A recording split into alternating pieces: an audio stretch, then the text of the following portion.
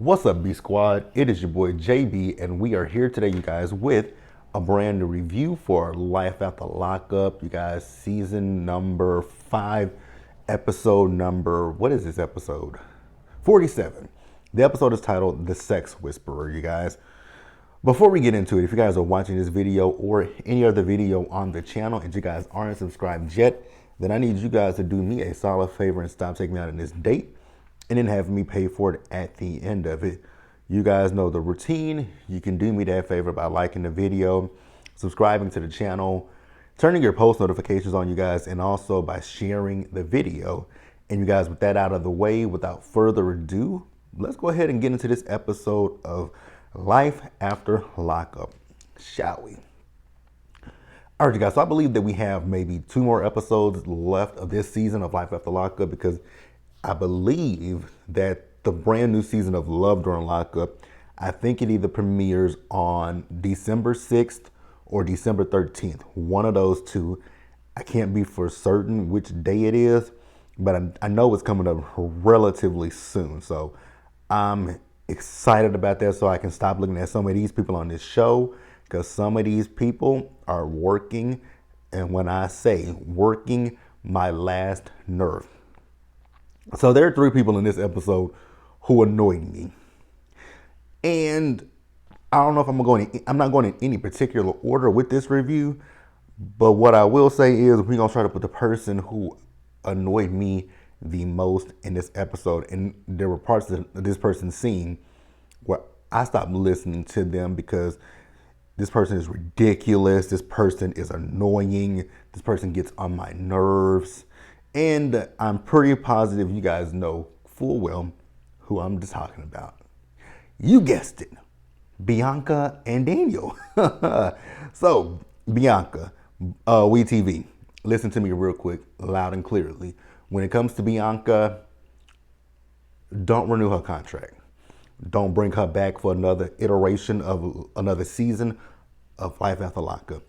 We're good on her. If Daniel breaks up with her, finds another girlfriend, kind of like what Lindsay did with Deontay. When she broke up with Deontay, she got with Blaine. He could do something like that. If he gets another girlfriend, I would be happy to see him in that aspect. But with Bianca, it's a resounding, absolute 100% N-O. Don't renew it. Now, in this episode with Bianca and Daniel, we open up. Bianca is making breakfast. She can't cook because she messed up the eggs that she was making. Then she scraped the eggs off the skillet into the trash can. I was like, that's wasteful. That is so wasteful. I don't understand. Like, if you burn it, that's one thing, right? But it just stuck to the skillet. That, again, that means you don't know how to cook, right? So then she made some more eggs. Daniel ate the eggs. The eggs were nasty. I was like, you just can't fucking cook. Don't sit there and be like, oh, I should have put some oil in it. Yeah, you probably should have put some oil in it so it doesn't, I mean, do you not know? I mean, just because it's a non-stick pan, you still want to spray the pan just to make sure, you know, that it doesn't. Spray the pan, put some cooking oil, put some little oil, cooking oil in there, a little olive oil, whatever you want to use to make sure that it doesn't stick. But girl, you know what? I don't care. So Daniel told her about his friend Gator that he was in prison with, right? And Gator wants to do a double date with Bianca and his fiance. I was like, oh, good luck with this one.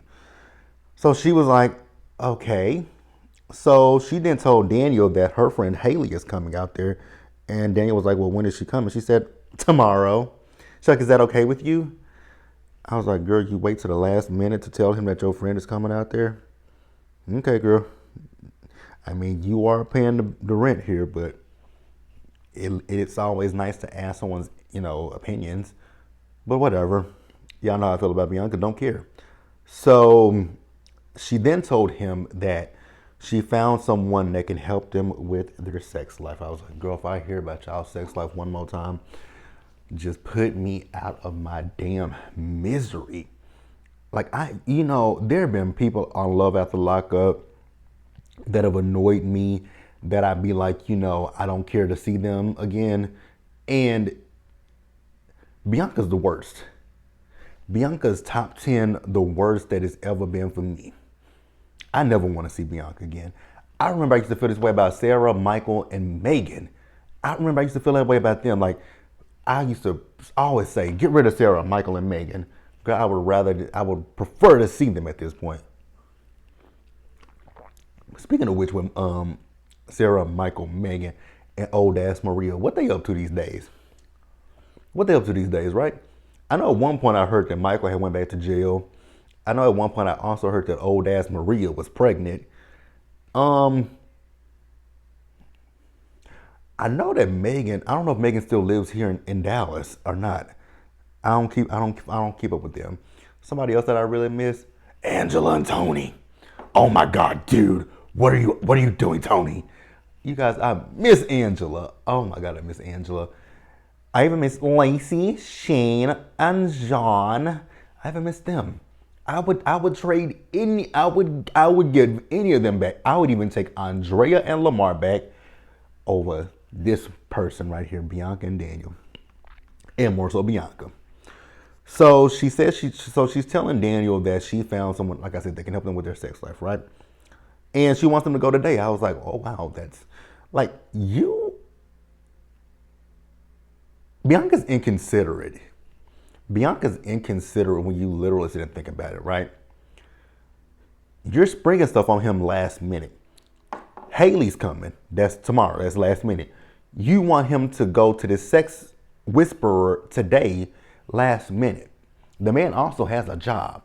You don't have a job. You just sit on your ass all day. Shut up, JB. Move on. I ain't got. Somebody please put me out of my misery with these two. So then when it comes down to Bianca, Bianca completely lacks any accountability, right? So they go to the sex whisperer, whatever she is, and she's asking them what they want to get from this. Again, Bianca keeps talking about the fact that the sex is not that good. She says he doesn't know where the CLIT is, right? She says, you touch my LIPS and that does nothing for me. He was like, I don't know where the CLIT is. I was like, wow, you really don't? You really don't know where it is? You really don't know where that is? Okay. You really don't know where that is? I'm assuming Daniel must watch PORN, right? Because the way she's, y'all know I don't like Bianca, but the way she's talking, it sounds like he's just watched a whole lot of that, and that's where he gets it from. Because do you not look at the, I'm really trying to think about the politically correct way to say certain things, you guys. So you've never looked at the female anatomy. You've never looked at it? You don't know, I mean, it's, again, I'm trying to figure out how to politically correctly say this shit. You've never looked at the female body part. You don't know where it is. It's pretty much like peekaboo to you. It's right there. Then when he was talking about he pokes around, I'm like, sir, it's right there in front of you. Like, but I also realized something too. He's kissing her. Dude, you could even, damn it, how can I say this? If you're not putting, shout out to Rocks for this one, if you're not putting your face in a place, you can at least wax it. You can at least wax on, wax off. Mr. Miyagi, like, you can wax on, wax off. We moving on. But again, Bianca lacks any accountability. It's not the sex, it's you. Now, sexually, it may be him, but overall, it's you. Because you lack any accountability. You pick arguments with him over stupid shit. Like, it's you, Bianca. You got to take some accountability in this as well.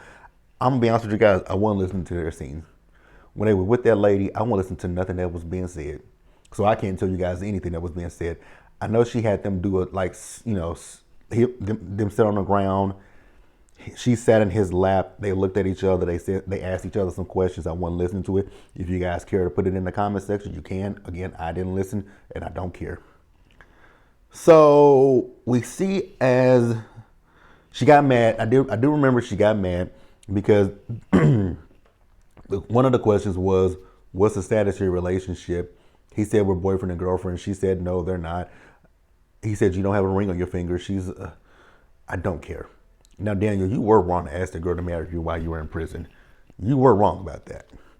Bianca, you're delusional if you thought that he was going to get out of prison, been out of prison a whole fucking month, he was going to buy you a ring. With what money? He just got a job. So we see them as they're going on a double date with Gator and his fiance. Again, wasn't listening to none of this shit in this scene because Bianca is once again talking to Gator's fiance. And like I just said a few minutes ago, Daniel was wrong to ask her to marry him while he was in prison. But girl, what were you? So you thought that when he got out of prison, you were gonna get a ring? You could have got married. Yeah, you could have got married, but y'all ain't got nothing. But okay, whatever. Moving on. So they sat down. Daniel and his friend went to play darts while the girls talked and had a drink at the bar. They come back together. Bianca got pissed off at Gator because he actually gave you some very sound advice, little dum-dum.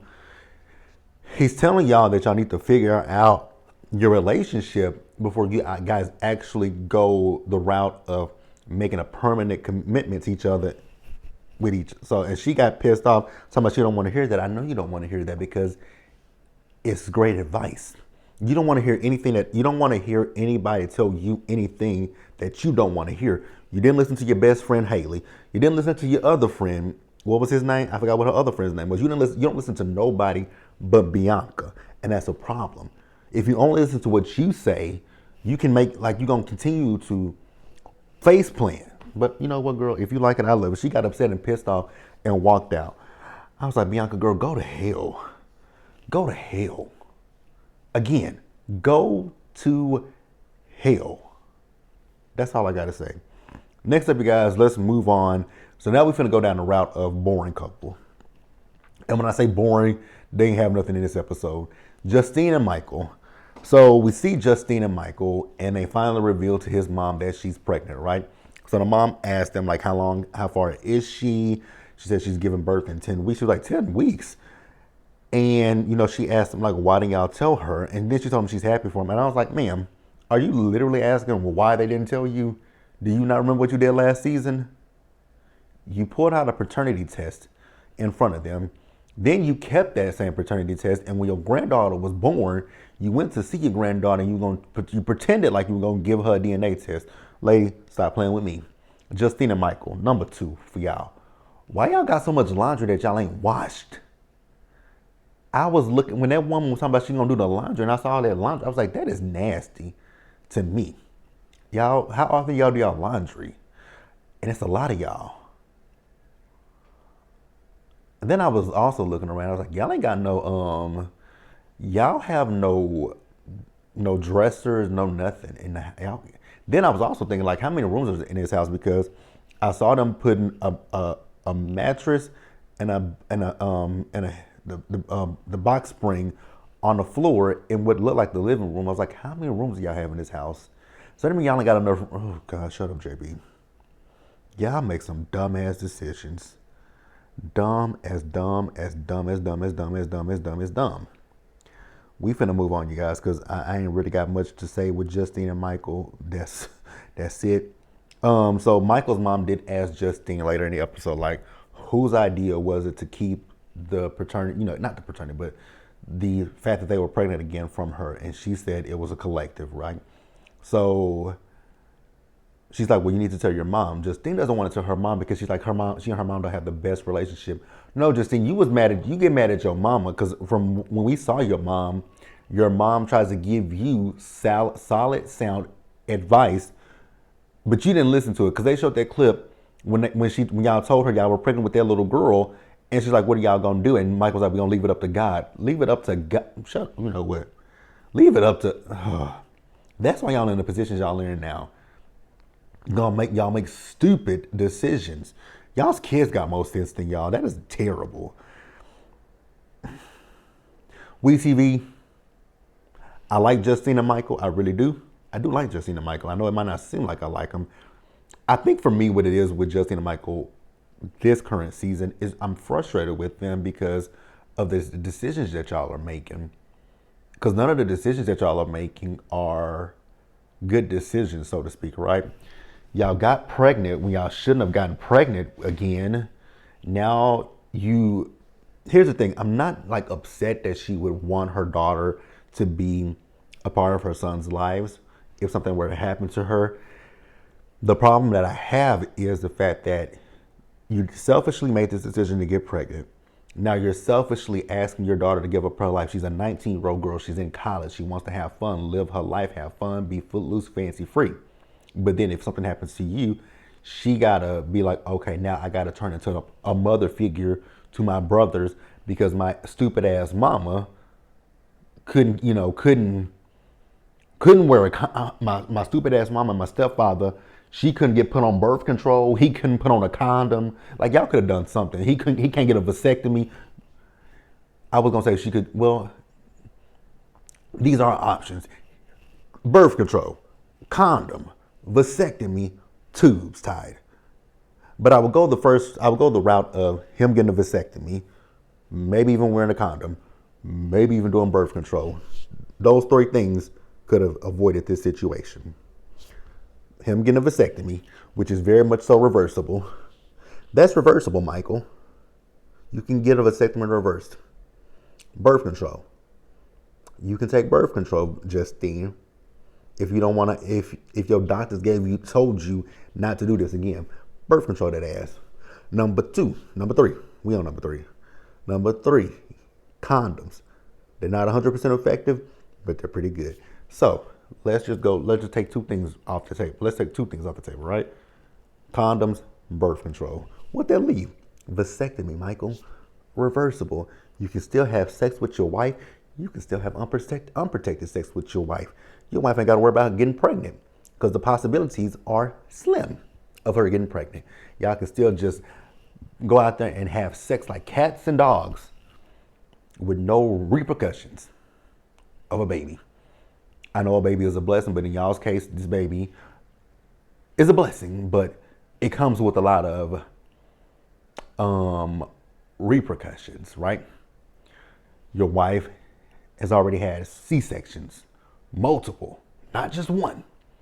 And she just had one not even a year ago. Because your baby right here, she's barely a year. That baby is barely a year old. If she is a year. But even still, even if she was a year, even if she's a year currently, y'all didn't wait a year to have this second baby. Moving on. Melissa and Louis. We ain't got nothing with them either. This video is going extremely long and I don't know why. Because this episode gave absolutely nothing. Melissa and Louis. So we see as they are meeting up with her father and my girl Donna.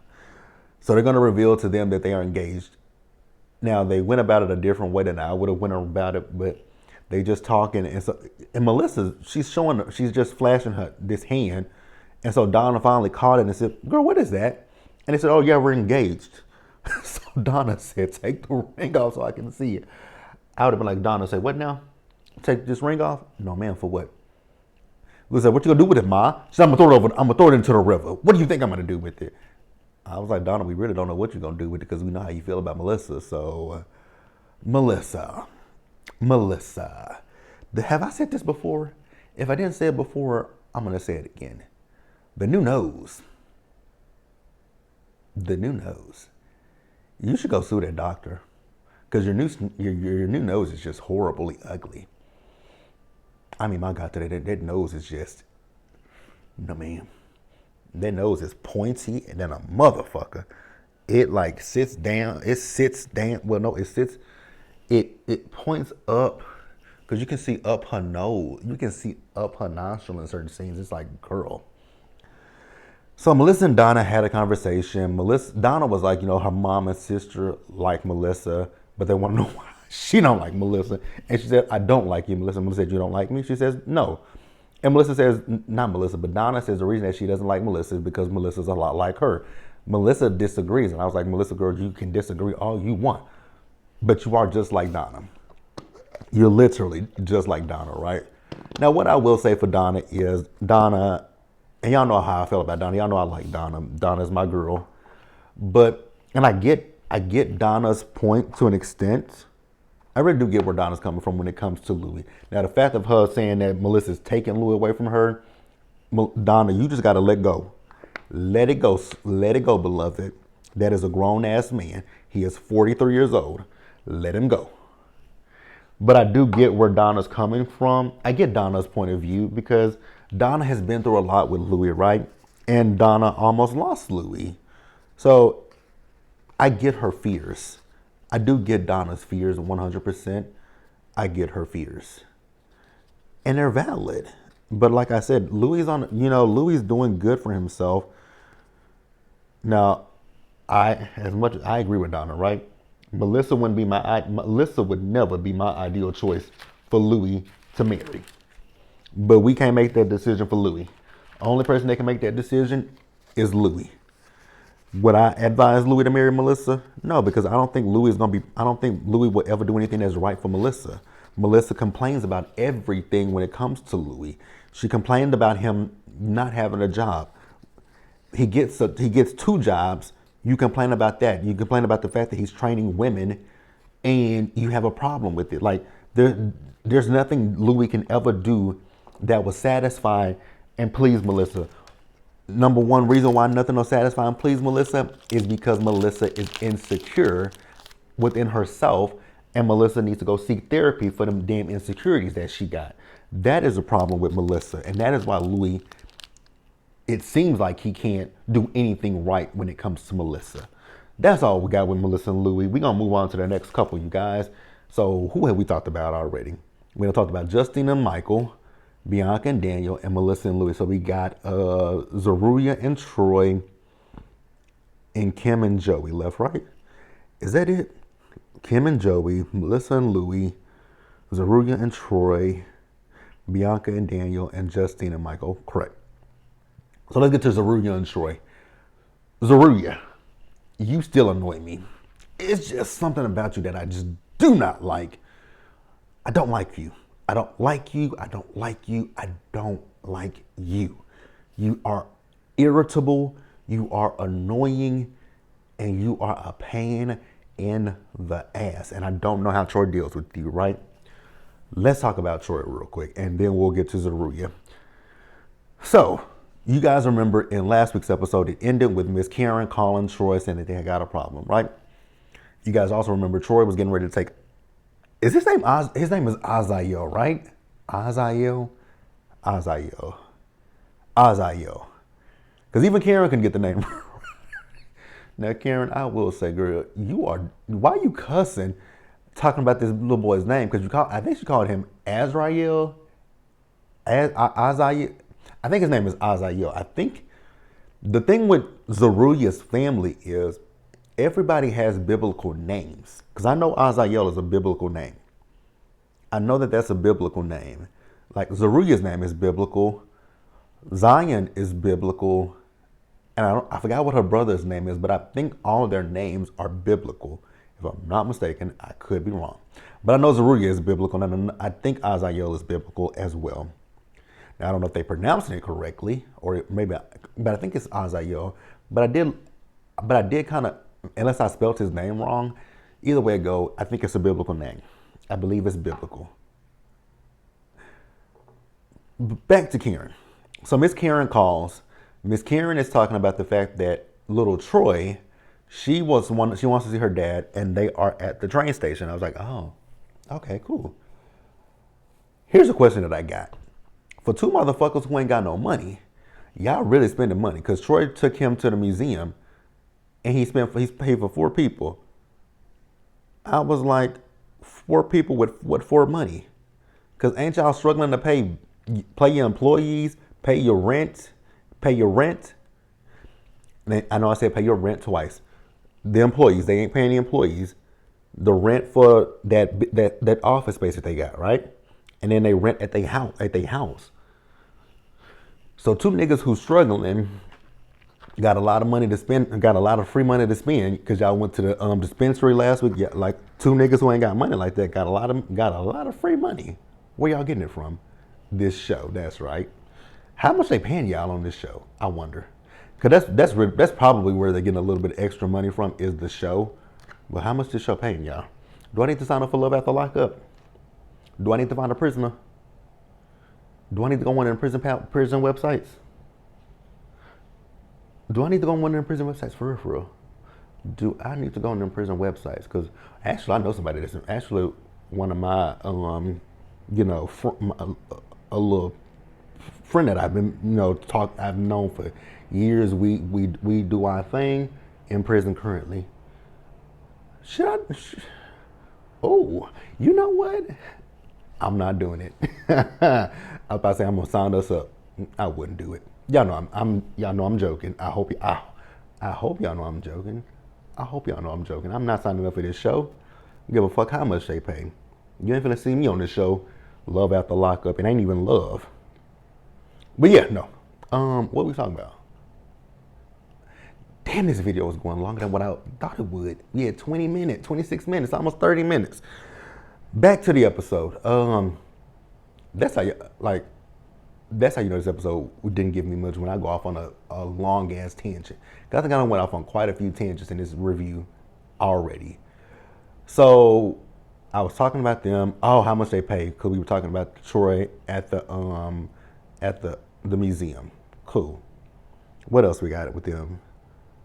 So Karen is talking to Troy, and Miss Karen was making some sense, right? Miss Karen is saying that, when it comes to Troy, Zeruiah, and Yana, they all need to sit down as parents and figure out how to co-parent. I agree. What I also will say is, nope, I'm gonna save it till we get to Zeruiah. So she says they need to figure out the visitation with the daughter. Absolutely agree. I absolutely agree. But I also feel like this is something that should have been done long before Troy even got out of prison. I feel like Zeruiah should have made the effort to meet Yana. Yana ain't done shit to you. Yana had a baby before you even got with Troy. So I don't get, well, we can go ahead and get into it right now. Like, I don't get why Zeruiah has an issue with Yana. Yana ain't done shit to you that we know of. Let me say that. That we know of. And you still have no reason to have an issue with her.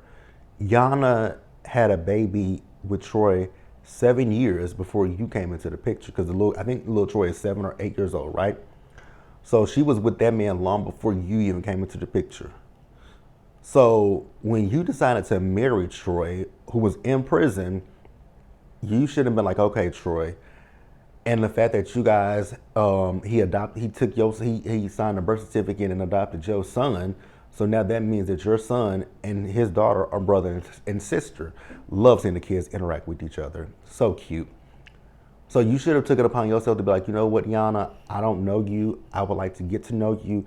And I would like for our kids to get to know each other, right? Because they are now siblings because Troy has adopted my son and that is his biological daughter. So we should get to know each other. We ain't got to be best friends. We ain't got to be, we ain't even got to be, friendly. But we can at least be cordial with each other because the kids are innocent. Like when Troy gets home, I want for the little Troy to be able to come to our house, spend time with us, and we get to know her, and she gets to know us. But no, Zeruiah is a I'm not even gonna say what I was thinking, but Zeruiah is just not somebody that works with a full deck of cards. Number one. Now, Troy wants to invite Yana to the community day. Zeruiah is asking him why, and then as their wedding anniversary, girl, who the fuck cares? I don't care. Do you guys care? If you do, please let me know. Zeruiah, what Troy said made 100% sense to me. It ain't got nothing to do, because see, the thing with Zeruiah is you're jealous. That's your problem. You're jealous of Yana. You think something going on between Troy and Yana. Now, am I going to sit here and be like, oh, well, I don't think Yana wants him? It's a possibility that Yana could still want Troy. but you gotta trust your husband that he's not gonna go back. Like, be realistic. But Troy says he wants to invite Yana so that Yana can see what he's doing, what he's up to, so that way she feels comfortable enough having his daughter come out there.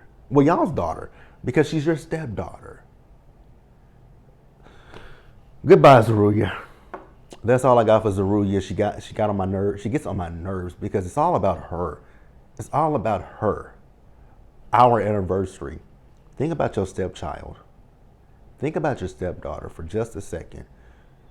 She never got to know her father. Her father has been in prison her entire life. Think about that child.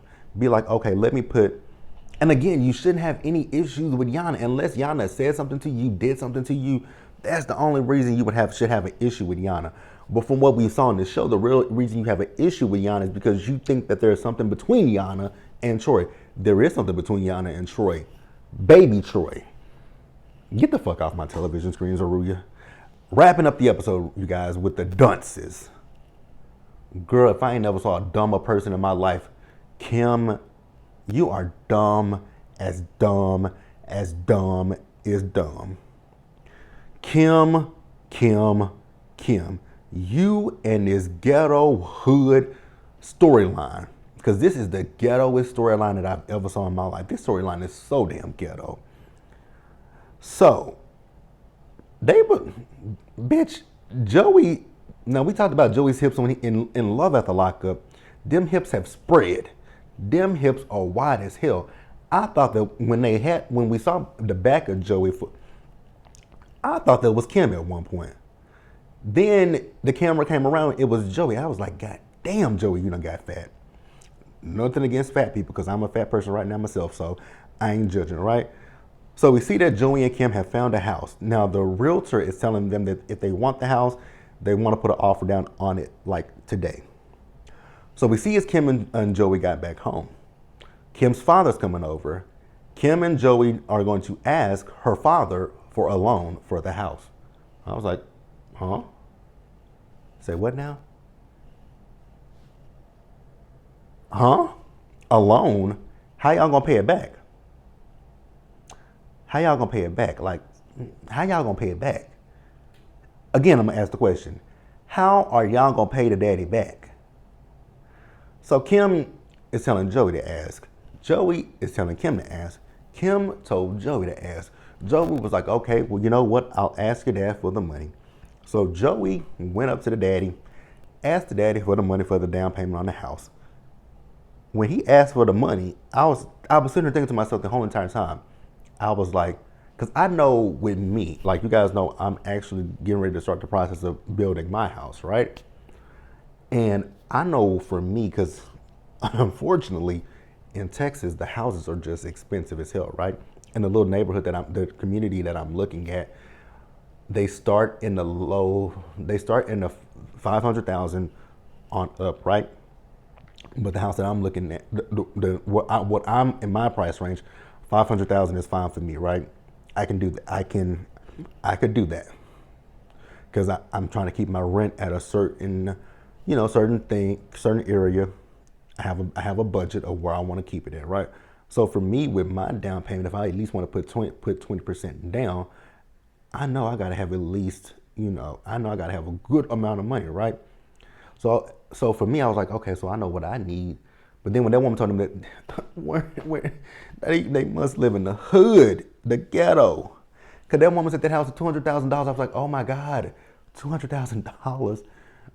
Oh my God. I wish. $200,000. I think she said 214. I was like, bitch, I wish. So Joey is asking Kim's dad for $7,000. I said, say what now? Run that back to me real quick. How much money? He said $7,000. I was with Kim's daddy because Kim's daddy was very leery of it. I was like, I know you should be. This motherfucker ain't got a job the first. How you gonna pay you back?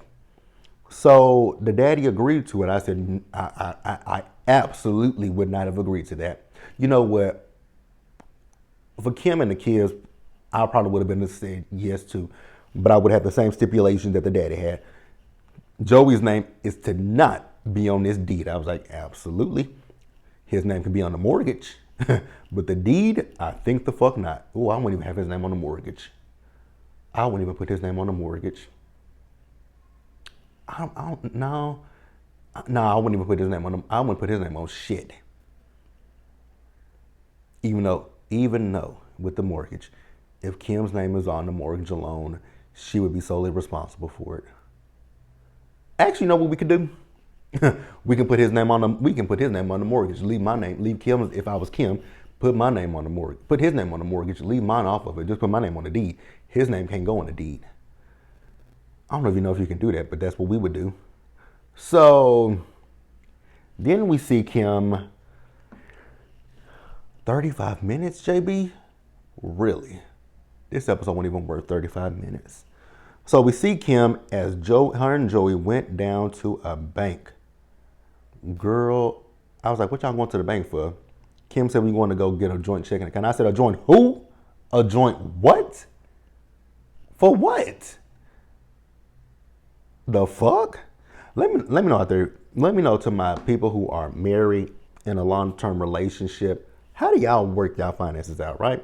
Because I always wonder this question when it comes to something. I know my cousins, I believe they have a joint checking account together, but they also then do have their own individual checking accounts, right? Now, for me personally, I know goddamn well that I don't think that would work for me to have a joint checking account with anybody. I prefer to have my own separate account. And, when it comes to the bills, we can figure out the bills however we want to figure out the bills. But a joint checking account, we ain't doing it. And I'm damn sure not finna get a joint checking account with a motherfucker that ain't got a job. I'm damn sure not getting a joint checking account with a motherfucker who ain't got no money coming in. It could even... Now, because he's been to prison for drugs, I wouldn't want no drug money in my checking account. But if it's somebody that, however you get your money, cool. But you would have your own separate, especially if it's illegally gotten funds, have your own joint checking account. Have your own, not joint, have your own separate account that you put your money in. Put it under a mattress, put it under the pillow, put it somewhere, but it won't be mixed in with my legal clean money. We ain't washing no money over here. We ain't doing that. We ain't doing it. We ain't doing it. We ain't doing it. Now, if you are an independent contractor, cool. I'm fine. If you got an I-9, I'm fine with that. If you got an I-9, W-2, if you got one of those two, we can absolutely make it work. We can make it work. But if it's something that's been got illegally, we the fuck ain't doing it. So Kim and Joey went to go get this checking account. I'm like, girl, you are just as dumb as I ain't never saw somebody so dumb in my damn life. Girl, what the fuck you getting a joint checking account with this man for? He ain't got a job. So they get the checking account opened, right? So the guy is telling them the personal banker is telling them to download the app on their phone. Joey don't have his phone because he left his phone in the car. Kim is asking him, why did he leave his phone in the car?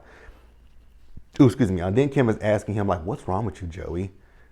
And he was very lethargic. And so Kim is now wondering if Joey is back on drugs. I was like, girl, if he's back on drugs, he is one of the biggest drug addicts I've ever saw. Because Joey, they showed a scene from him when we first met Joey. Joey was a little smaller than what he is now. Joey has gained a lot of weight. And again, ain't no judgment there because, I got some weight that I'm trying to lose my damn self, right? So Joey went out to the car to get the phone. So when he went out to get the phone, Kim is asking the personal banker, she was like, can we put a limit on how much he can spend in a day? Well, the guy was like, well, it's $2,000 limit. I was like, Kim, you are so stupid. Why would you do that? That is dumb. With Joey? The man who frivolously spends your money. You're not smart. At all. By no means. So he was like, well, you can put an alert on the app. An alert? Bitch, he ain't getting... See, Kim, you're stupid. Because ain't no way in hell I would have done those dumb shit like that. So they got into it because they left the bank and he went to a tent shop. I was like, this is the primary reason why you should never open up a joint checking account with him. The man spends money, your money, at will. Girl, you're dumb. So they got into it with each other. He left. No, she wanted to go home. He's like, you can go home. Take yourself home. So he gave her the keys to the car, and she drove. But she finally picked him up, and they went home. His mom was there with the boys, and she and his mom talked. So the last time Joey had a meeting with his PO, Kim says she went through his watch. That's the problem, Kim. You don't trust him. Why are you engaged to somebody? Here's my question, Kim, because this doesn't make any sense to me. Like, nothing that you do make any logical sense to any logical thinking person. Why are you engaged to a person that you don't trust? Why are you trying to get a house with a person you don't trust? Why are you opening up a joint checking account with someone that you don't trust? Those are all things that involve trust. You're taking on getting a house. That's more debt for you and him. Opening up a checking account. That's money towards the debts that you are opening up with him.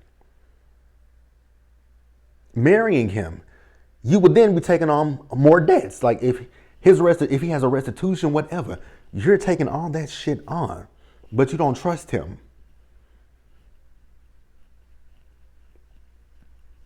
Does it make sense to y'all? No? I didn't think so. So she and his mom are talking. They are worried that he's back on drugs. I don't think he's back on drugs. I don't. There is something off about Joey. Now, I will say at one point in time, I did wonder if he was back on drugs, because if you look at it's his interview, but his interview is probably weeks or months after these scenes were filmed. His face looks a little sunken in his interviews, but in the scenes, he doesn't look like his face is sunk. His face ain't sunken in. But because in the scene, he's like I said, he's gained weight. But neither here nor there. So they're just worried about him. So then the next morning we see as they're supposed to be getting ready for church, but he wakes up in pain. And so Kim called trying to find a primary care physician. I was like, girl, instead of calling a primary, here's the thing. I'm with you with the primary care physician. He does need one. But if this man is in excruciating pain, why not call an ambulance? Why not take him to the urgent care? And he eventually got pissed off and said he's going to go to urgent care. And Kim was mad at him. But I was like, I kind of get where he's coming from. He's telling you he's in pain. Instead of you calling 911, you called a primary care physician, which again, ain't nothing wrong with that. But if somebody is in excruciating pain, get them immediate help. But that's the episode, you guys. I did not mean for this to be no damn 40-minute review. Okay, this episode wasn't worth no damn 40 minutes, but that is it, you guys.